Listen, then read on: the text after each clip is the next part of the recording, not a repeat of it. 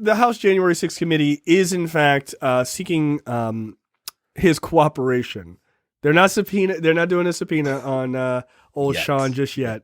Spoiler alert, that's coming because this douchebag is definitely not going to work with them. But they're trying to be nice. I don't really see the point. I don't. I would treat that dude like a fucking criminal because he is. I'd be like, fuck you, dude. You're getting your ass subpoenaed. Like, who cares? Because, their boy Mark Meadows just gave up like 9,000 documents and was like, here you go. Here's all my talks with Sean Hannity over text message. And they were like, ooh, these are interesting. Sean, would you like to come in and talk about these?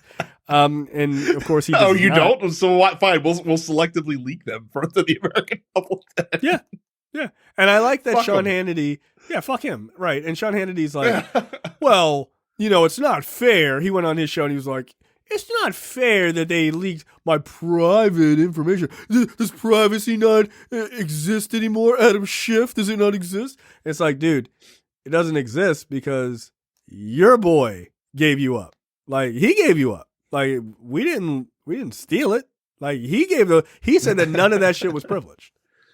We didn't get it. We didn't get it from the fucking cell phone company. Like, it's not like we subpoenaed the phone records. Right. No, your boy was like, here you go. Like if somebody shows you a copy of their phone where they're having a text message, like, they just showed it to you. Like, that's just is as public as it gets at that point.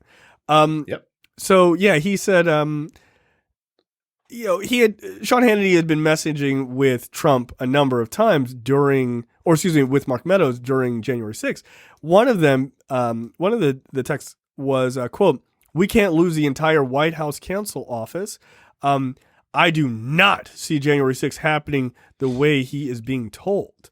That is very interesting. And there's a number of sort of interesting tweets and comments that Hannity made on January 6th. And the days following it. One of which being that Sean Hannity is clearly in the sort of inner circle of the Trump administration, right? Like Liz Cheney goes on to talk about that. Like, you clearly talked to Trump on January 5th and knew what they were planning to do on the 6th, right? Not necessarily the people attacking the Capitol, but like what they were planning on doing in Congress and all this other shit. Like, you clearly knew about that because you're kind of alluding to that in your messaging. There's a lot of this that is obviously fucked up and weird and should be investigated, right? One of the big things, though, that I don't think is talked about enough is that Hannity and a lot of these other Fox News people, Laura Ingraham and things like that, how much insight they have into this administration, and not even insight, like connection into this administration. They were de facto advisors. Like the joke was that Sean Hannity was Trump's actual chief of staff kind of thing. Right. In terms of him being in his ear and influence and how often he talked to him and that kind of shit. And it's wild to think about it because like, I know a couple months ago when we talked about this to some extent, like, think of how fucking weird it would be if we found out that like fucking Rachel Maddow was advising Joe Biden on, right. That's on insane. Policy. Like, that would sound crazy. And that he was listening to her. And that he was listening, right? Not just like, hey, Joe, I'm like a couple of things. And he's like, all right, click. Right? Like, no, he's like, yeah, no, Rachel, that is a fucking plan. Absolutely. Let's do it.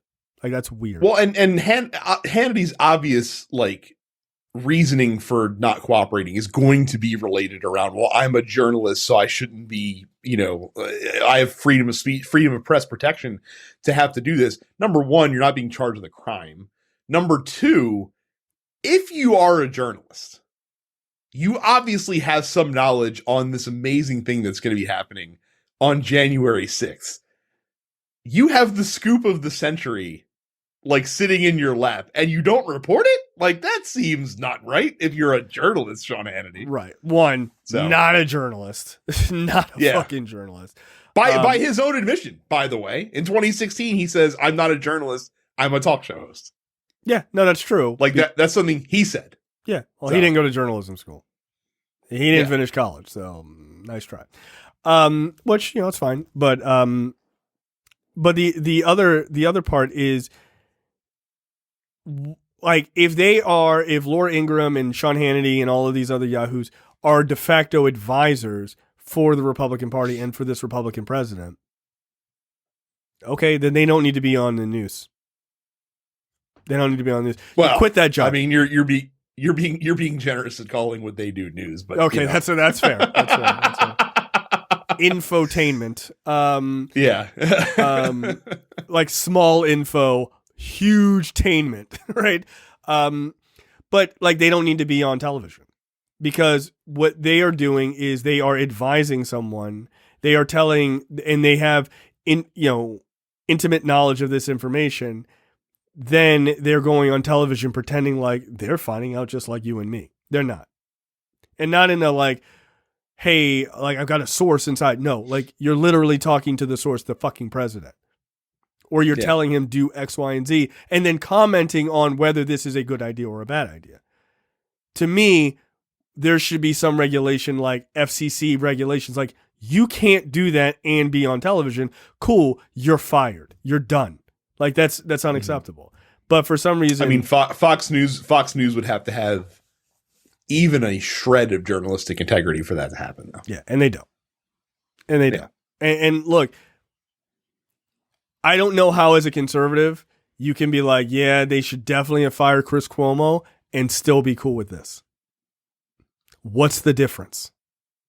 Chris Cuomo was fired because he was being a de facto advisor to his brother, who is a fucking politician, the president of New York, in quotes, right? Like, and here you have Sean Hannity and Laura Ingraham, and I believe another person as well. Oh, fucking Brian Kilmeade, right?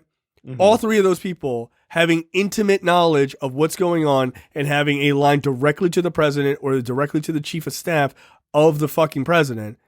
But those people should stay in that job. If you are like, those three people definitely made negative comments about Chris Cuomo. Like, you should be fired too, dude. But again, there's no integrity. There's no standard. So all these people are like, yeah, I'm glad they fired Chris Cuomo. Cool. Are you cool with this? Oh, no, this don't count? All right, cool. No problem. It's bullshit. It's bullshit. It's hypocritical. Mm-hmm. So, it is. But yeah, again, no, Sean Hannity. You'd have to expect. Yeah, you'd have to expect anyone on the right to do the correct thing in any situation, and that they're just not going to. Like, but again, that Fox News, this is to their benefit. They want to be not only reporting the agenda and getting the viewers, but also driving the agenda so that they can frame the narrative.